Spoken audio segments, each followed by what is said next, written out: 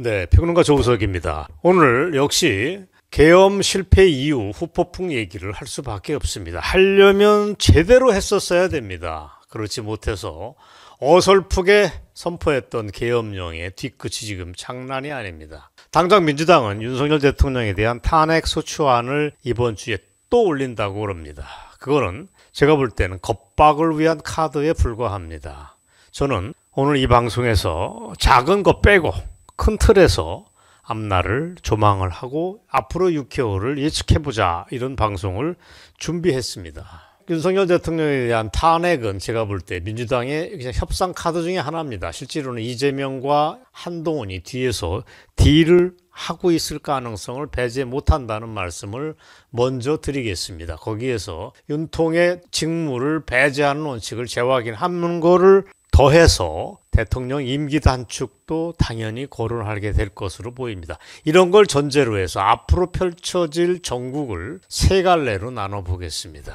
아까 말씀드린 대로 큰 틀에서의 조망인데, 첫째, 윤통의 운명입니다. 어떻게 될까? 둘째는 이때 개헌이 이루어질까 아닐까 하는 점도 검토해 보겠습니다. 그 다음에 셋째, 이거 중요합니다. 내년 조기 대선은 언제 하고 어떻게 전개될까 하는 걸 점검해 보겠습니다. 자, 우선 윤통의 운명입니다. 탄핵안과 별도로 한동훈, 이재명이 지금 윤석열의 자진 하야를 유도할 가능성이 있다는 게 오늘 방송의 핵심 중에 하나입니다. 이건 저만의 촉이고 감입니다. 아직은 뭐라고 예단하기는 어렵지만, 왜 이런 자진 하야가 설득력이 있냐면, 탄핵으로 윤통의 직무를 정지시킬 경우 그에 따른 시간과 비용이 굉장히 많이 들어간다는 걸 여당도 알고 야당도 다 알고 있기 때문에 그렇습니다. 박근혜 전 대통령의 경우 탄핵은 국회의 탄핵 의결 이후 헌재가 인용을 결정할 때까지 3개월이 걸렸습니다. 그 이후 대선을 포함해서 2개월 동안 준비를 해서 하는데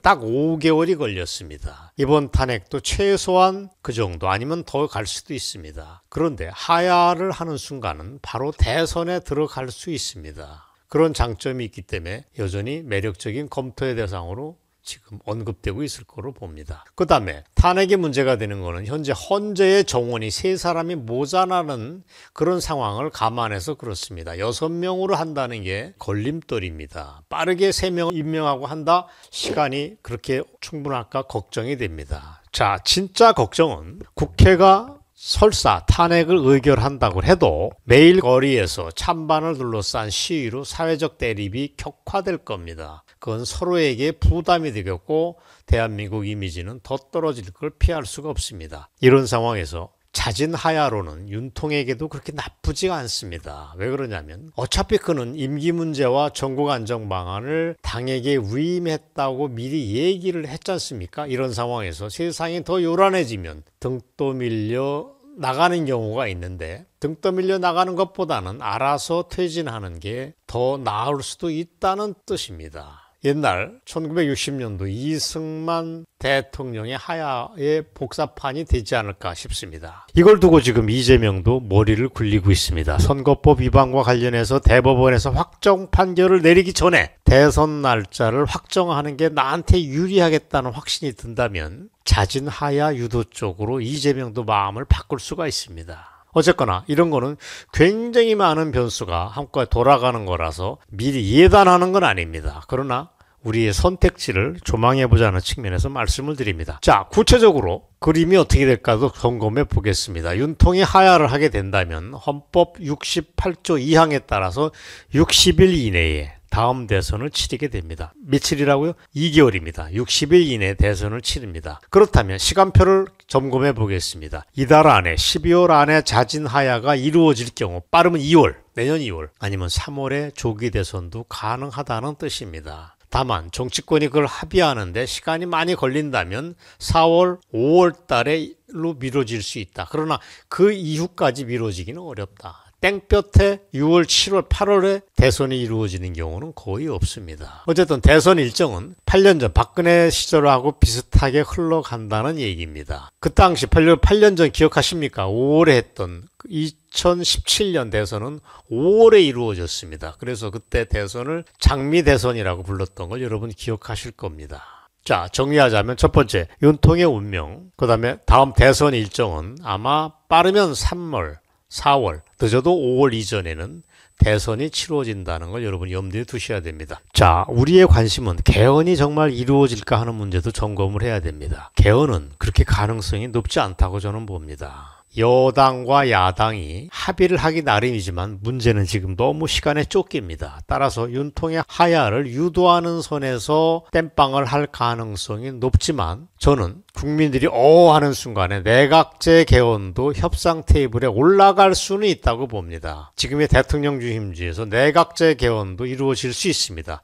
실은 저들은 여야를 막론하고 대통령 중심제를 싫어합니다. 제왕적 권력이라고 얘기하면서 국회 권력을 키우고 싶어 합니다. 그렇다면 권력을 공유할 수 있는 내각제를 선호한다는 건 국민 상식입니다. 문제는 그걸 할 만한 시간과 여력이 없다는 문제가 남아 있는데, 그렇다면 지금 대통령 중심제를 놔두고 그걸 5년 단임제에서 4년 중임제로 바꿀 가능성도 배제 못한다는 말씀을 전 드리고 싶습니다. 그게 이른바 원포인트 개헌입니다.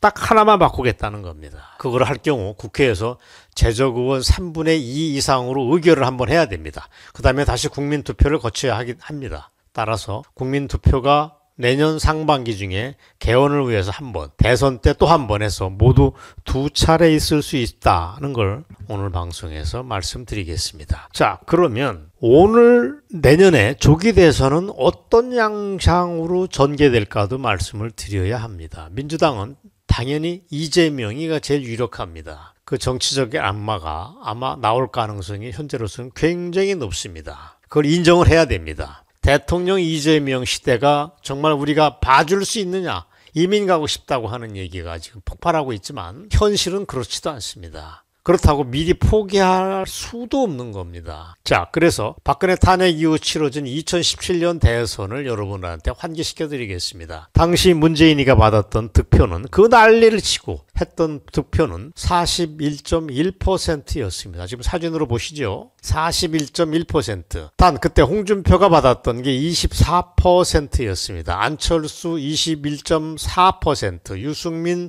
6.8%. 이걸 모두 합치면 52.2%가 됩니다. 문재인보다 10% 이상 앞섰다는 얘기입니다. 그 무시무시했던 상황에서 이 정도라면 한번 못해볼 건 아니다, 이런 뜻입니다. 물론 당장 제가 스튜디오에 들어오기 전에 뉴스를 봤더니 미디어 리서치에서 여론조사한 결과가 나왔습니다. 깜짝 놀랄 얘기입니다. 이재명이 대선이 치러질 경우 이재명과 한동훈이 나오면 이재명한테 표를 던지겠다고 하는 사람이 52.4%나 됩니다. 한동훈한테 표를 던지겠다는 사람은 10%도 안 됩니다. 9.8%입니다. 하지만 이거는 지금 그렇다는 거고 앞으로 몇 개월 뒤 상황은 또 유동적입니다. 그리고 우리한테는 대선 주자가 홍준표, 오세훈, 김문수 세 사람 사진을 나란히 보시지만 이런 잠재적 대권 주자들이 우리한테 아주 없는 거 아닙니다. 이 사람들이 잘만 단일화한다면 뜻밖의 최악의 결과는 면할 수도 있다. 오히려 역전할 수도 있다는 걸 말씀드리겠습니다. 그게 전부는 아닙니다. 한동훈도 있습니다. 저는 한동훈이 사퇴해야 되는 게 맞다고 보지만 어쨌든 잠재적 대권주자로 한동훈이 있고 나경원, 안철수 이런 사람도 있습니다. 너무 절망할 필요는 없다. 그러나 현 상황은 암담한 건 사실이라고 하는 걸 우선 우리가 인지할 필요는 있습니다. 오늘 방송 여기까지입니다. 향후 펼쳐질 전국의 큰 흐름을 세 가지로 나누어서 여러분들에게 말씀을 드렸습니다. 오늘 방송 여기까지입니다. 감사합니다.